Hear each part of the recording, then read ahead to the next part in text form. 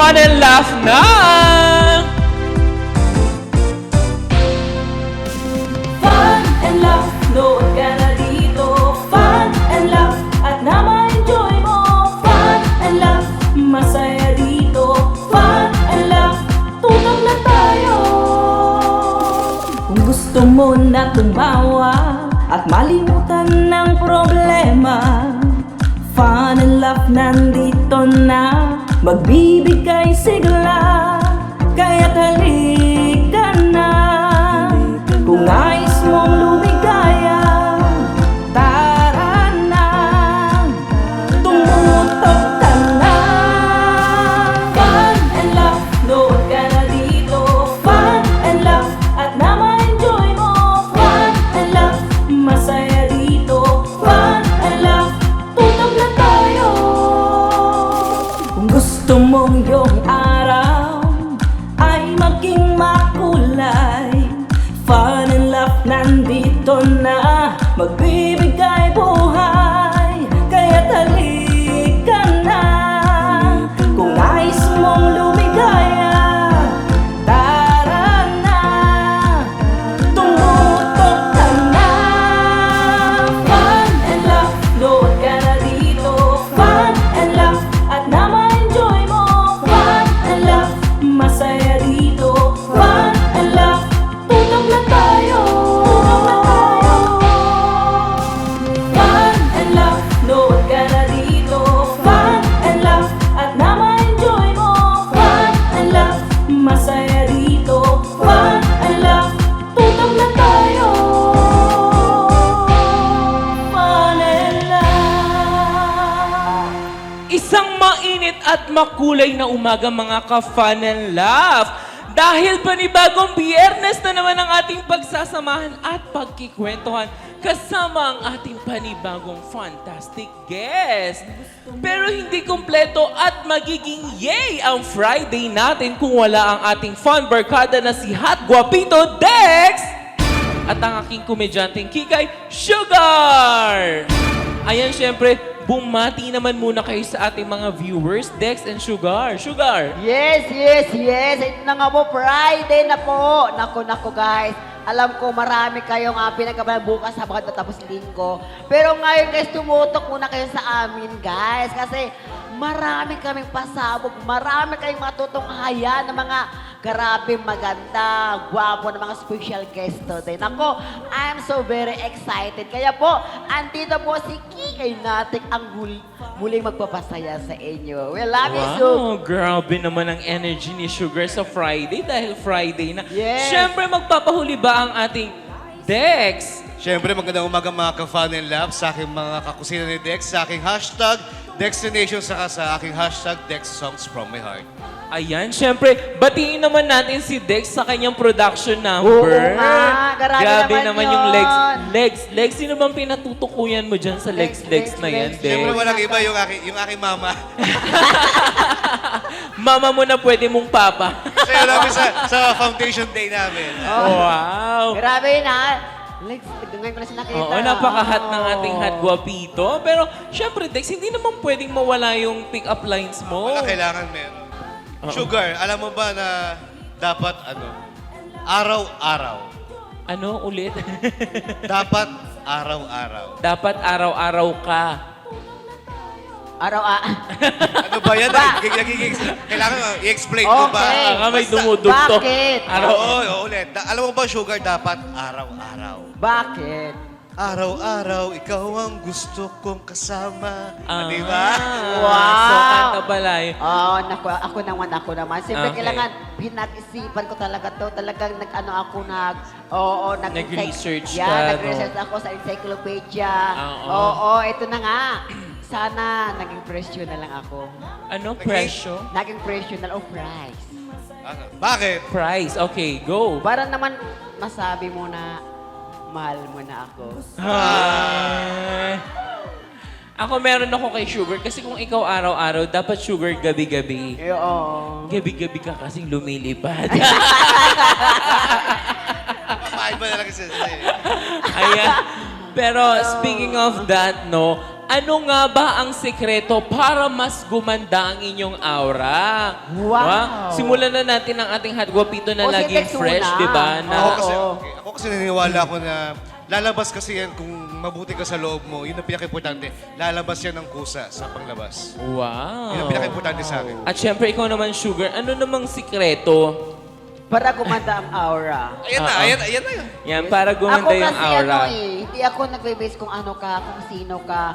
Kung kailangan mong maitala mo yung may sarili mo, kahit sabi mo, ay naku, hindi mataba ako. Pero feeling mo sa sarili mo, kailangan I'm proud to see myself. I'm proud to see, proud ka sa I'm sarili proud. mo. Yes, Ah. kailangan tanggapin mo or maging proud ka sa sarili mo na maganda ka, gwapo ka. Kahit sinabi mo na pangit ka, hindi ka binigyan ng Panginoon na magandang mukha. Wow. Ipagmalaki mo na gwapo at maganda ako. Wow, ang Ganon, ganda dapat. naman ang sinabi ni Sugar. Pero Ikaw Ron. ako naniniwala ako na yung magandang aura, it comes from within. 'Di ba? Parang if you have a good perspective in life, parang sabay-sabay na yun eh, 'di ba? Parang kung maganda yung naka-align ka sa lahat, parang yung aura mo magre-reflect, 'di ba? Correct. Samahan na natin syempre nung mga aesthetic clinic siguro na mga ano ngayon, 'di ba? At saka yung Totoo. vibes na meron ka kasi talagang gaganda yung aura na meron ka. At saka bukod pa doon ha, idagdag ko lang Babe Aaron at saka Dexa, hindi lang tayo tumingin sa panlabas na anyo, kailangan sa panloob. Kasi, Tama. halimbawa, si Sugar, hindi masyadong maganda, pero aminin natin maganda si Sugar yun, o sila na nagsabi noon. Pero maganda po yung puso Oo, ni yes, Sugar. maganda si Sugar, Oo, diba? maganda po. Kaya yun, malaking bagay na yun na yung mga tao sa'yo, believe at proud sa'yo. Dahil ang mga fantastic guests natin today ay siguradong mapapaganda ang kahit anong klaseng mukha. Wow! Basta Ala. hindi ka mukha ni Sugar, Charing. O, nasa teleprompter. Uy, good. Totoo. Kung ka magreklamo doon, punta Doon ka ka doon. magreklamo. Lapitan ko nga. Totoo nga. Ayan. Uy. Dahil today, ang bumisita ay ang mga professional makeup artists. Naku, excited na akong makilala sila. Correct. Kaya panoorin na natin ito. Now na! Dahil today ay bumisita po sa atin ang mga professional makeup artist. Nako, excited na akong makilala sila. Kaya, please welcome, palakpakan po natin ang mga professional makeup artist, Meljon, Dilona, and Kate. Hello! Hi, Sugar! Yes, asan si Kate? Morning mga ka-Barkada! Good morning! Oh my God, maraming salamat po sa pagbisita mo sa aming show. Okay, maupo muna tayo. Ayan po, Yes, ay bumati muna tayo sa ating mga kapanbarkada pala nationwide. Nakalimutan ko yun ha. Ay bumati muna kayo bago kayo mag-umpisa sa ating tatalakayin ngayon. So, si Meljon muna. Ayan, binabati ko na magandang umaga mga kapan barkada. Ayan, thank you so much for having me, Sugar. Yes. And also, Derek Lea, thank you very much. Of course, Ma'am Kat. Good morning. Good morning mga ka-Fun Barkada. Thank you po for inviting me here. Yes, thank you so much po. Grabe, napakaganda itong mga bisita ko ngayon. Isang mga professional makeup artist ha. So, unahan natin si Ma'am Kat. Si Ma'am Kat, ano po ang pinagkaabalahan sa buhay? Bukod sa pagiging isang mga professional makeup artist. Actually, bukod sa makeup artist, meron kaming business ng partner ko. Wow. Photography, videography services, and photo booth po. So, the reason why para mag-tandem nga kami. So, may business ako sa Pampanga. And then, dito sa Manila ako naka-base sa makeup artist. Pero nag-accept din naman sa Pampanga pag meron. Oh, wow. So, Si Ma'am Meljon naman, Ma'am Meljon, bukod sa pagiging isang professional na makeup artist, ano pa yung pinagkaabalahan ni Ma'am Meljon? Nako, hindi lang ako isang makeup artist, isa rin akong TV host, kagaya Yes, mo. of course. At napapanood din po ako sa Euro TV Philippines. Ayan, thank you so much. Sir Danilo Mangahas, thank you very much. And of course, isa rin po akong online seller. Ayan, kung anong trabaho ng pagkakakitaan, yan, patok tayo dyan. Okay. Unahin ko na naman si Ma'am Meljon. Dumating na ba, nagkaroon ka ba ng mga struggle na sa buhay, Ma'am Shi? Naku, marami na akong struggle sa life ko na nangyari bilang isang makeup artist. Siyempre, bago ako nagsimula, marami ako natatanggap ng mga criticism. Yes. Yung mga ibang mga panlalait na mga kapwa ko, makeup artist, pero lahat yon ay akin tinanggap para makarating ako sa kinatatayuan ko ngayon dahil tanggap sa buong puso ko na mahal ko ang trabaho ko. Oy, isingit ko lang Yes. kasi si Ma'am Similion po, isa po siyang famous makeup artist. So, Thank you pag so may mga much. ano po, pag may mga ano pong famous, so isa po siya sa mga kinukudo doon. So, si Ma'am si ano naman, may mga struggle ka na ba sa buhay, Ma'am Kat? Personal experiences, not sa job. Personal experience ko naman is parang sa family lang. Pero when it comes to job, wala pa. Kasi actually, to be honest, this is my first job. Oh. Kasi nag-ano lang ako before sa parents, allowance lang. Alaga, ibig sabihin, mayayaman Rich sila. kid. Mayaman to. Mayaman sila. hindi niya siguro nasubukan na maging mahirap siya. Okay, ngayon, tawag nito, ano naman yung mga hindi niyo nakakalimutan o makagaganapan bilang isang makeup artist? Si Ma'am Kat mo naman. Actually, yung first client ko is yung client, best friend ng mom ko. Yun yung naging first client ko. So, kinabahan ako that time. Actually, yung pinaka-worst experience ko noon is last minute yung booking. And then, syempre, that time baguhan pa lang ako. Yes, kinakabahan ka. Siyempre, kailangan mapaganda mo siya. Tama. Tapos, ano pa yung two heads? Tapos sobrang last minute yon. 1 p.m. ako pinaka-call time, tapos kailangan nandun na sila ng 4 p.m. sa event. Hair and makeup yung ginawa ko. Oh my God. So, tapos yung hairstylist, di ko na-contact kasi may hangover, hindi siya naka-reply. So, kinailangan ko talagang... ano mo talaga? Na-attend ko talaga. Medyo na-late lang ng konti. Yun talaga yung pinaka-nakakahiya for me. Pinaka-struggle ko that time. Okay, si ano naman, si Ma'am Similio naman, hindi niyo makakalimutan na kaganapan sa bilang isang makeup artist. Ako, napakadami ko hindi ko makakalimutan na pangyayari bilang isang makeup artist. Maraming mga cancellation. Noon, marami, hindi natin may iwasan. Maraming akala nila, nakikita nila ako sa TV na ganito, na ako nag-host, nagme-makeup. Sa mga artista, nagme-makeup na rin ako noon. Tapos, yun nga lang, once na ano na sila nag-inquire. Yes. Kinakancel. Oo, Kinakancel bigla. May mga cancellation na worth of 30,000. Oh, Yun, ang hindi ko laki. makakalimutan yan. May, ano na siya ha, pero yung mga down payment naman, Nakuha mo na. non-refundables, of Okay. course. Pero yung hindi ko makakalimutan doon, yung on the day na kinancel ako mismo, nung araw na kasal na niya, pagdating ko doon, naka-makeup na. Oh my God. Yun yung kinagulat ko na. Pero, Ibig sabihin may sumulot.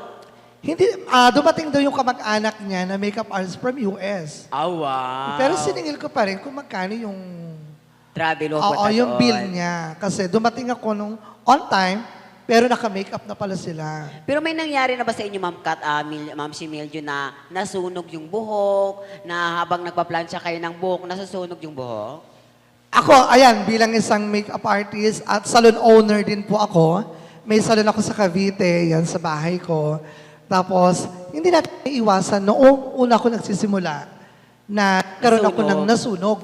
Siguro way back 2007, nang nag-aaral pa lang ako, at nagkapatse, para nagka-lining ng piso, ganon, na nakalbo. Ano nangyari? Anong ginawa mo? Yung aking client, during rebanding, nakatulog.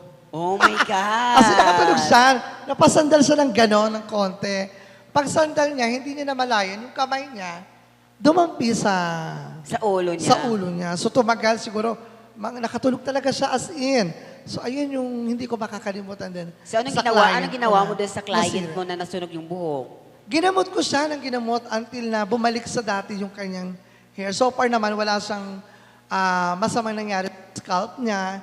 Nagkaroon siya ng healthy hair na habang tumatagal. Bilang isang makeup artist din, kapag nagkukulot ako ng hair, nagpa-plancha, may tendency din na nakakaputol kami ng hair sa sobrang init din ng plancha. Totoo. Pero lahat yun ang natutunan ko na ngayon ay nabago ang lahat mula nung pumasok na ako dito sa Manila.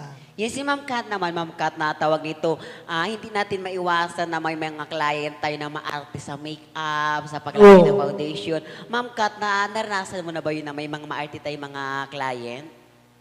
Ako naman po, yes po, sa foundation naman po. Oh my God. Sabi sa akin ng client, parang masyadong makapal yung foundation, girl.